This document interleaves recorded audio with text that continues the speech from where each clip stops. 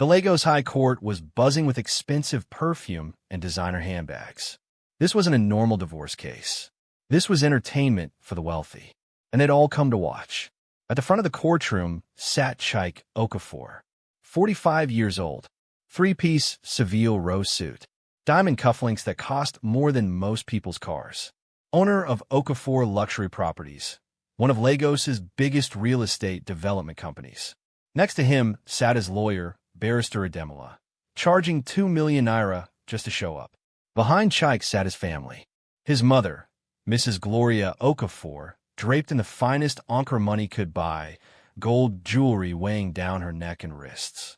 His two sisters, Ngozi and Adiz, dressed like they were attending a fashion show, not a courtroom, and sitting 2 rows behind them, trying to look invisible but failing, was Chike's mistress, 26 years old, long Brazilian weave, tight red dress, chewing gum.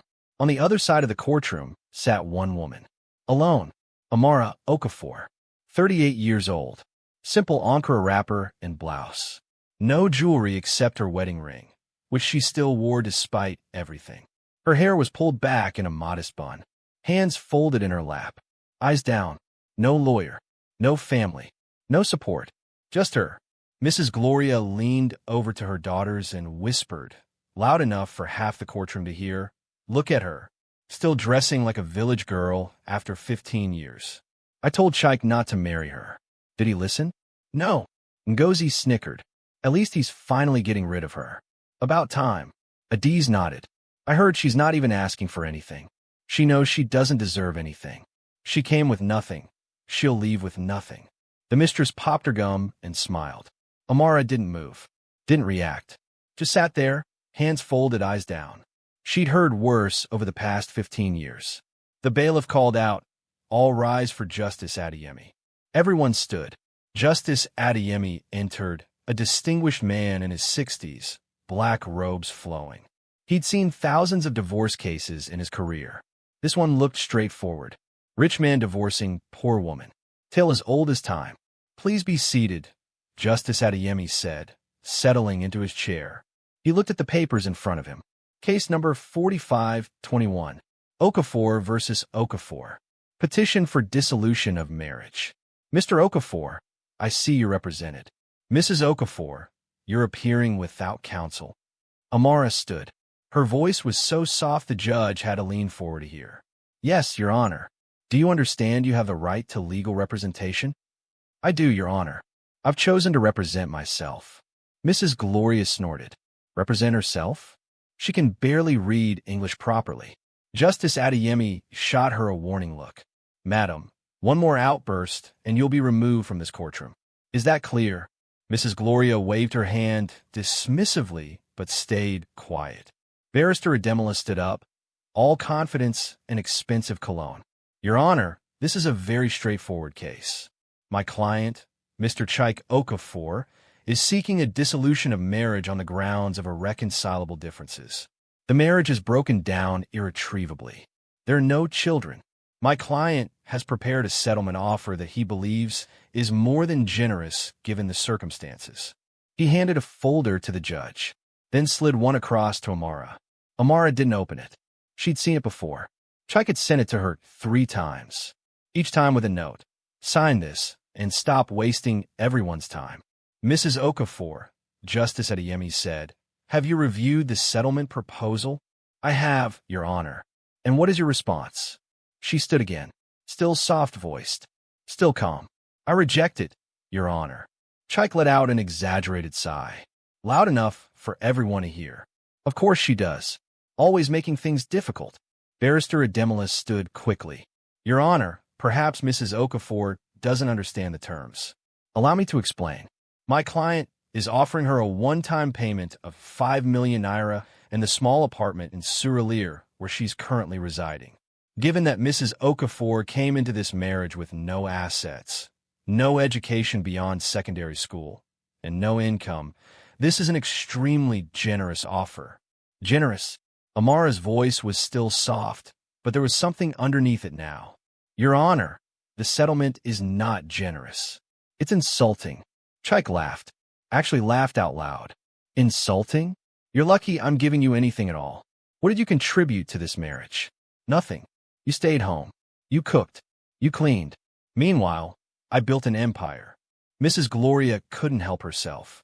My son built everything from nothing. You were just there, sitting in his house, eating his food, spending his money. Mrs. Okafor, Justice Adeyemi said sternly, warning her again. But Gloria continued. For 15 years we've put up with this girl, from some unknown village. No proper family. No breeding. We told Chaik not to marry her, but he felt sorry for her.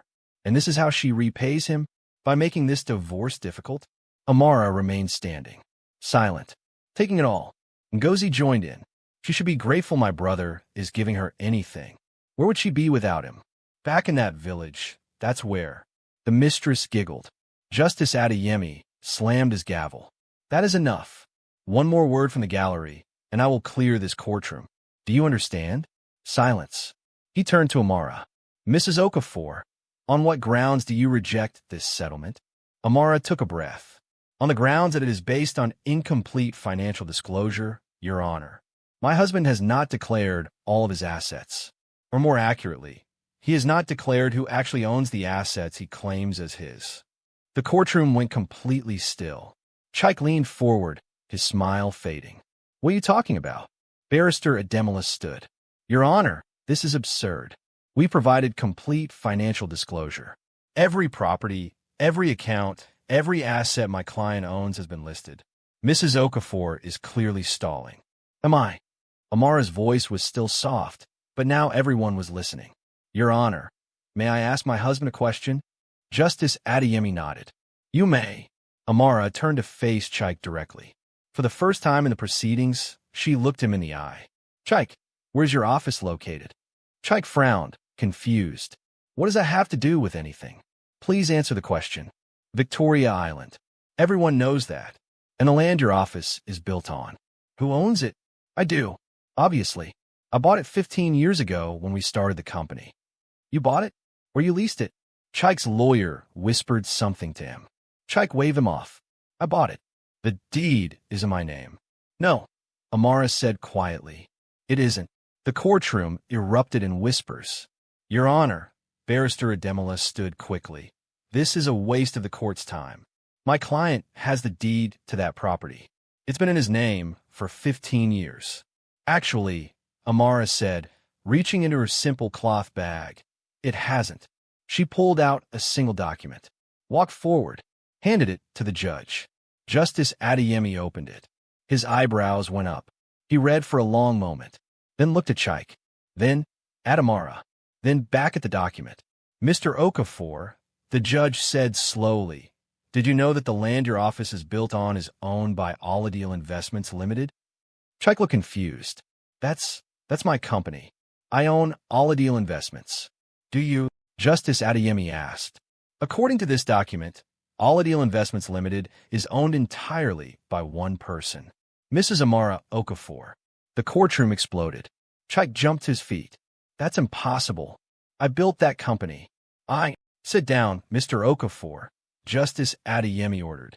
Barrister Ademola grabbed the document from the judge's hand, scanning it frantically. His face went pale. This can't be right, he muttered. This has to be a forgery. It's not, Amara said calmly. And that's not all. She pulled out another document. Then another. Then another. Then another. She kept pulling documents from her bag. One after another after another. Property deeds. Company registrations. Land titles. Investment portfolios. She handed them all to the judge. The entire courtroom watched in stunned silence as Justice Adeyemi went through them, each document making his eyes widen a little more. Your Honor, Amara said, her voice still soft but now commanding the room. My husband claims he built his empire from nothing. That's not entirely true. He built his empire on land that was given to him, land that he never bought, land that belongs to me.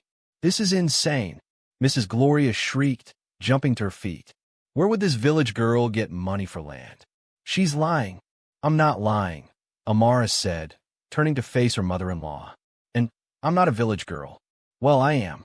I'm from Badagry, a small village outside Lagos. My father was the only teacher in the village school. We had no money. We lived in a small house with no electricity for most of my childhood. Everything Mrs. Gloria has said about me for the past 15 years is true. We were poor. She paused. But my father was also the smartest man in Betagri, and he understood something very important. He understood that land was the real wealth, not money. Land. Amara turned back to the judge. In 1975, my father started buying land. Small plots. Cheap. Nobody wanted it. It was too far from Lagos. Too undeveloped. Too remote. He used every kobo he made teaching to buy land. By 1980, he owned 50 plots across what is now Lekki, Victoria Island, and Ikoyi. By 1990, he owned 200. Today, he owns over 500 properties across Lagos. The courtroom was dead silent now. When I was born, Amara continued, my father put every single property in my name. Every deed, every title, everything. He said, when you marry, you will know if your husband loves you or loves what he thinks you can give him. Chike was shaking his head. No, this isn't possible. You never told me. I never told you, Amara agreed, because I wanted to see who you really were. When we met, you were nobody. Just another young man trying to start a business. You said you loved me, that you didn't care that I came from a poor family, that you would build a life with me. Her voice cracked slightly, just slightly. I believed you. So when you needed land for your first office, I gave it to you. I didn't tell you it was mine. I let you think you'd bought it cheap from some desperate seller. When you needed land for your first development project, I gave it to you. Again, I let you think you'd found a great deal. Every property you've built on for the past 15 years, mine. Every office, every development, every luxury building, built on my land. Chike's face had gone from angry to confused to devastated. Why? Why would you do that? Because I loved you, Amara said simply. And I thought if I gave you everything quietly, without you knowing, you would love me too.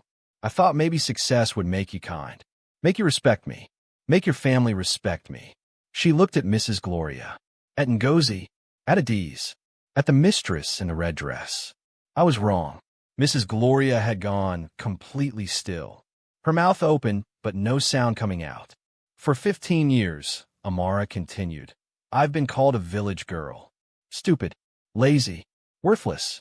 I've been made to serve food at family gatherings while the other wives sat and ate.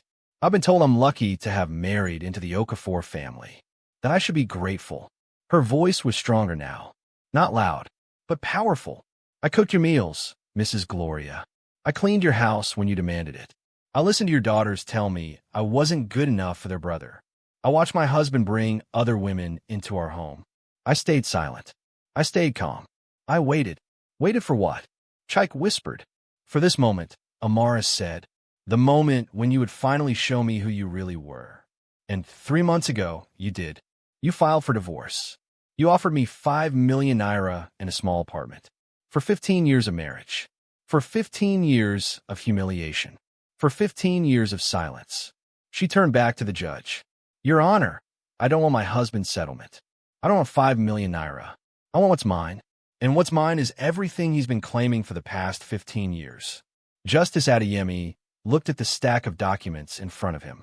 Mrs. Okafor, these documents show that you own the land beneath 13 of your husband's commercial properties, including his main office. You also own controlling shares in 5 companies he lists as his assets. Is that correct? Yes, Your Honor. And Mr. Okafor was never aware of this. He was never aware because I never told him. I gave him everything freely. But legally, Your Honor, these properties and companies are mine. They've always been mine. My father made sure every document was properly filed. Every title was registered. Every share was recorded. For 15 years, I let my husband use what was mine. Now I want it back. Barrister Ademola was frantically making phone calls, whispering with Chike. Chike's face had gone from devastated to panicked. Your Honor, Ademola finally said, his voice shaky. We need time to verify these documents, to review our records. This is highly irregular. Irregular? Justice Adeyemi looked at him. These are land registry documents, barrister.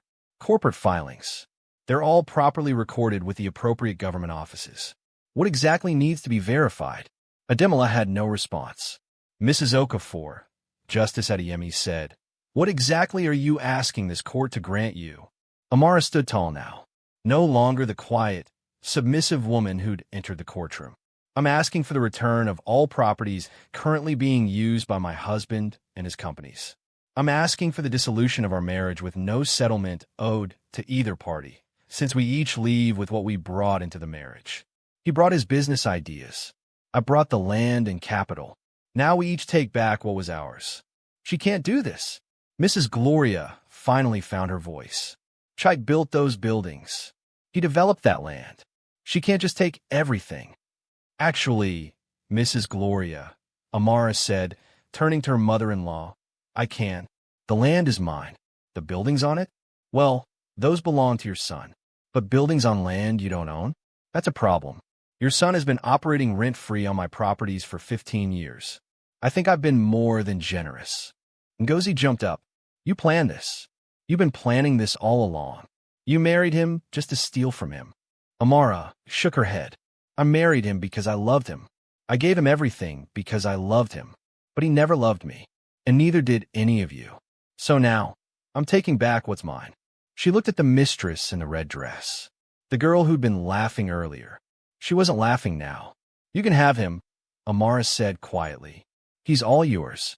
But the money, the properties, the life you thought you were getting, that was never his to give. The courtroom doors suddenly opened. An elderly man walked in, slowly, leaning on a wooden walking stick. Simple clothes, gray hair, weathered face. The face of a man who'd spent his life in the sun, working, teaching, building. Amara's father. Mrs. Gloria actually laughed when she saw him. Look at this. The poor teacher has arrived. Come to beg for your daughter. The old man walked to the front of the courtroom, stood beside Amara. Your Honor, he said, his voice aged but strong. My name is Chief Aladil Badmus. I am Amara's father. I apologize for my late arrival. I wanted to see if my daughter needed me. It appears she does not. She has handled herself beautifully. He turned to look at Chike, at Mrs. Gloria, at the whole Okafor family. You are all fools, he said simply. For 15 years, you had access to one of Lagos's wealthiest families. My daughter gave your son everything he has, and you treated her like a servant. You mocked her. You disrespected her. You called her a village girl. He smiled, but it wasn't kind. She's a village girl, and that village girl now owns everything you thought you had. I taught my daughter one thing. Silence is not weakness. Silence is strategy. And she played the long game better than any of you could imagine. He turned to the judge. Your Honor, I have one document to add to my daughter's evidence. He pulled out a single piece of paper, handed it to Justice Adeyemi. The judge read it. His eyebrows shot up. Is this current? As of this morning, Your Honor. Justice Adeyemi looked at Chike. Mr. Okafor, did you know that the mansion you live in, the one in Banana Island, is built on leased land? Chike nodded slowly. Yes, I have a 99-year lease. And who did you lease that land from? Some investment company. I can't remember the name. It was 15 years ago. Aladil Investments Limited? Chike's face went white. And were you aware, Justice Adeyemi continued, that as of this morning, that lease has been terminated? The courtroom exploded again. What? Chike jumped to his feet. You can't terminate a 99-year lease. Chief Badmus smiled. Actually, we can. Read the fine print, young man. The lease can be terminated at any time if the property is needed for family use. As of this morning, my daughter needs that property for family use. This is illegal. Mrs. Gloria screamed. You can't throw us out. We'll fight this. Fight it in court, if you like, Chief Badmus said calmly. But the law is clear. The property is ours. The mansion stands on our land. You have 30 days to vacate. Chike collapsed into his chair. Barrister Ademola was on his phone, frantically calling someone, anyone who could help. There was no one. Justice Adeyemi looked at all the documents in front of him, looked at Amara, standing tall beside her father, looked at Chike, devastated in his expensive suit. This court grants Mrs. Amara Okafor's petition. The marriage is dissolved. Mrs. Okafor retains all properties registered in her name and all shares in companies registered to her. Mr. Okafor retains any personal assets not connected to the aforementioned properties. This court also notes that Mr. Okafor has been operating businesses on property he did not own and should consult with legal counsel regarding his obligations to the actual property owner. The gavel came down. Court is adjourned. Amara picked up her simple cloth bag. Her father offered his arm. Together, they walked out of the courtroom. Behind them, Chike sat frozen. His mother was crying. His sisters were arguing. His lawyer was still on the phone. The mistress in the red dress quietly slipped out the back exit. 3 months later, Chike stood in a small 2-bedroom apartment in Acadia. Not Banana Island. Not Lekki. Acadia. The eviction had been swift. 30 days, just as Chief Badmus had said. His business was in ruins. Turns out, when you don't own the land your buildings are on, and the landowner wants you gone, you're gone. He tried to negotiate with Amara. Through lawyers. Through mutual friends. Through begging. She'd responded once. Through her lawyer. The message was simple. You offered me 5 million naira for 15 years. I'm offering you nothing for the same time period. We're even. His mother wasn't speaking to him. His sisters blamed him for ruining the family. The mistress had married someone else 2 weeks after the divorce. Turned out she never loved him either. Just the money. Chike had one business left. A small real estate office in a rented space. He was starting over. At 45. With nothing. Meanwhile, Amara stood on the balcony of the Banana Island mansion. Her mansion now. Her father sat in the living room, reading the newspaper, tea beside him. She transformed the house completely. New furniture. New colors, new energy. She'd also opened the Amara Badmus Foundation, helping young women from poor families get education and business training. She'd funded it with just a fraction of her wealth. Her phone rang. Another woman needing help leaving an abusive marriage. Amara had handled 35 cases in 3 months. She knew how to help them. She'd been there. Hello, this is Amara. Tell me your story. She listened, offered advice, offered help. Offered hope. When she hung up, her father joined her on the balcony. Are you happy, my daughter? Amara thought about it. 15 years of silence. 15 years of humiliation. 15 years of planning.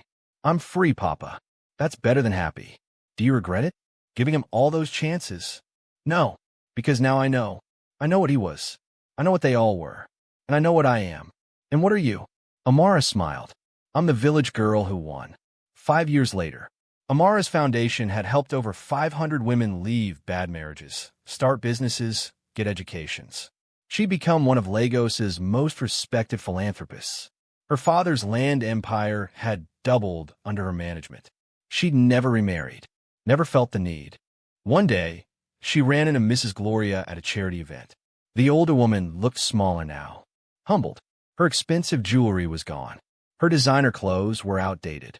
Amara, Mrs. Gloria said quietly, "May I speak with you?" They stepped aside. "I came to apologize," Mrs. Gloria said, not meeting her eyes. "For everything. For 15 years of cruelty. For treating you like you were nothing. For raising my son to think he was better than you." Amara said nothing. "I've lost everything," Mrs. Gloria continued. "My son doesn't speak to me. My daughters blame me. My grandchildren don't know me. I destroyed my family because I was too proud to see what was in front of me. You were good. You were kind. You were generous. And I treated you like dirt." She finally looked up, tears in her eyes. "I'm not asking for forgiveness. I don't deserve it. I just wanted you to know that I know. I know I was wrong." Amara studied the woman who'd made her life miserable for 15 years. The woman who'd called her a village girl like it was an insult. The woman who'd made her serve food at family gatherings. The woman who'd celebrated when her son filed for divorce. "Mrs. Gloria," Amara said quietly, "I forgave you a long time ago, because holding on to anger was hurting me, not you. But forgiveness doesn't mean forgetting, and it doesn't mean we have a relationship." Mrs. Gloria nodded, understanding. "I hope," Amara continued, "that you learn from this, that you teach your grandchildren to treat people with respect, regardless of where they come from, because you never know who you're really talking to. That village girl you mocked? She owned everything you thought you had." She walked away. Mrs. Gloria stood there alone, watching her go. The woman who'd had everything and lost it because she couldn't see what was valuable. 10 years after the divorce, Amara sat with her father on the porch of the house where she'd grown up. The small house in Betagri. No electricity for most of her childhood. Dirt floors. Simple life. Her father was 85 now. Still sharp. Still wise. Do you think I was too harsh, Papa? Taking everything from him. Chief Badmus shook his head. You gave him everything first. Land. Opportunity. Love. He took it and gave him nothing in return. You didn't take anything from him. You simply stopped giving. He calls sometimes, Amara said. Leaves messages. Wants to talk. What does he say? That he's sorry. That he understands now. That he was a fool. And what do you say? Nothing. Because sorry doesn't undo 15 years. Sorry doesn't erase the humiliation. Sorry doesn't give me back the time I spent trying to make him love me. Her father nodded. You're wise, my daughter. Wiser than I was at your age. You taught me everything. I taught you strategy. But the strength? That was always yours. They sat in silence, watching the sun set over the village. The same sun that had watched a poor teacher buy land nobody wanted. The same sun that had watched a quiet woman build a plan for 15 years. The same sun that had watched justice finally come. Amara's phone buzzed. Another woman needing help. Another victim needing a voice. She answered. Hello, this is Amara. Tell me your story. Because that's what she did now. She helped women tell their stories. She helped them find their voices. She helped them understand that silence wasn't weakness. It was strategy. And sometimes the quietest people in the room are the most dangerous. Not because they're planning violence, but because they're planning victory. And by the time you realize it, you've already lost.